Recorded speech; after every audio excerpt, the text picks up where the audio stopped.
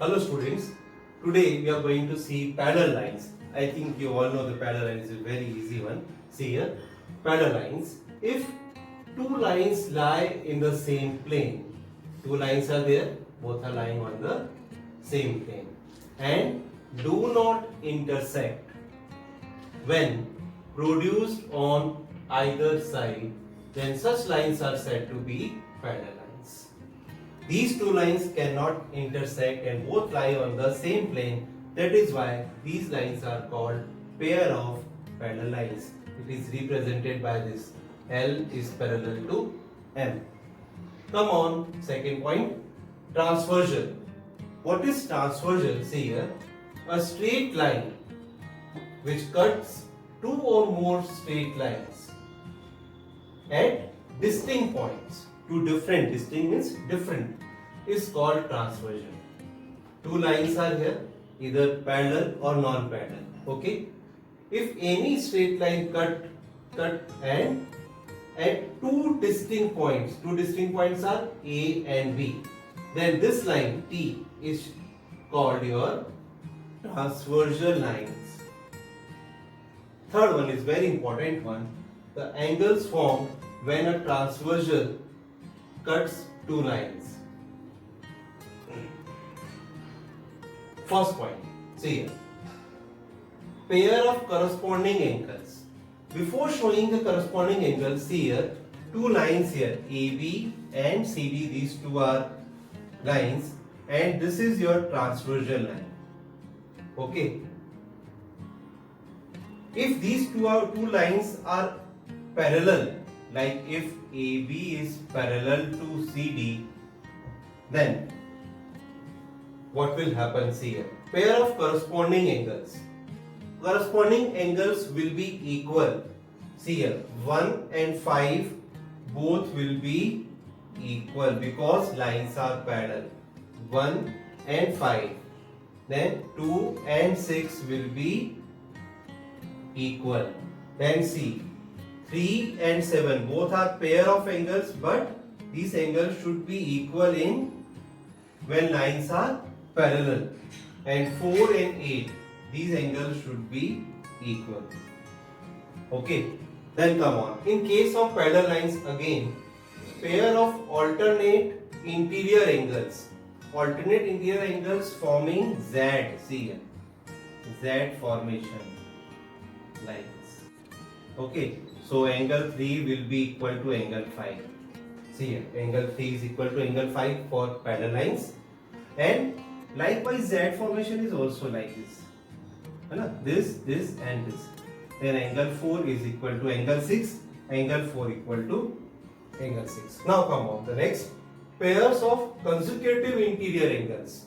Consecutive interior angles means these two lines, like these two lines are here, then these angles are consecutive interior angles, one side, and these two angles are consecutive interior angles. And for parallel lines, sum of these consecutive angle is 180 degree, like 4 and 5 consecutive interior angle, and angle 4 plus angle 5 is 180, and similarly 3 and 6 are consecutive interior angle, then its sum, when lines are parallel, then its sum will be 180 degree. Yes, here, find the values of x and y, then show that AB is parallel to CD. These two lines are given here, AB and CD. This is one transversal line. One angle is given to you, 50 degree.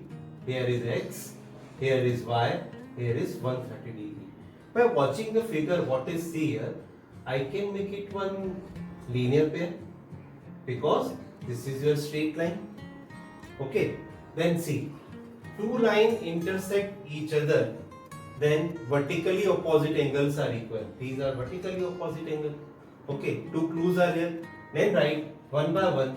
See here, I am taking linear pair first. Angle x plus 50 degree is equal to 180 degree. Condition is what? Linear pair. What will be x then? I have to transfer this.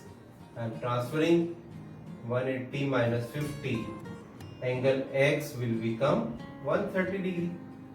Okay, come on Y, on here, see, Y is equal to 130, Y is equal to 130. What is the reason? Vertically opposite. And yes, this is 1, this is your 2. Then by 1 and 2, what we can say? Angle X is equal to angle Y. Both are equal, both are of 130. This is 130 degree. Okay, see, X and Y here. If X and Y both are 130, yes, what is the meaning? See here, if X and Y both are equal, then see which type of angles here. These two are equal and both are equal to 130 this and 130 this. These angles are called your alternate interior angles. And if alternate interior angles are equal, then we can say lines should be parallel. Then write, if alternate angles are equal, then lines should be parallel. Then what we can say? Then AB is parallel to CD, hence proof.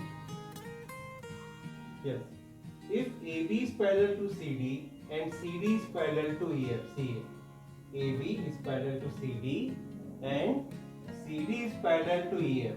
Second one thing, Y raised to Z is equal to 3:7, and then you have to find this value of X. Okay, then what to do? See here. See here clearly, this line and this line both are parallel. It is very clear. Then what to do? Here this is, I am taking this angle, and these lines are parallel, no? These lines are parallel, which is I am writing AB is parallel to CD is parallel to EF. Then I can say angle CQP. Angle CQP, this is angle Y, which is equal to ERQ. ERQ, because of your corresponding angle.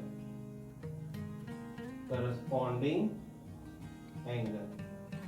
If this will become Y, then you see this is a linear pair. Definitely this will be a linear pair. So angle Y plus angle Z is equal to 180 degree.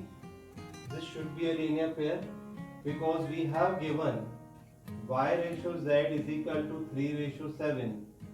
So angle Y will be 3K and angle Z will be 7K. Okay, then what to do? See here, put values. Angle Y 3K, this is 7K, 180 degree. 10K is 180 degree. K will be what? 180 degree upon 10. K is your 18 degree. Find value of Y and Z. Angle Y will be what? 3 into 18. 18 is a 54. And what will be Z?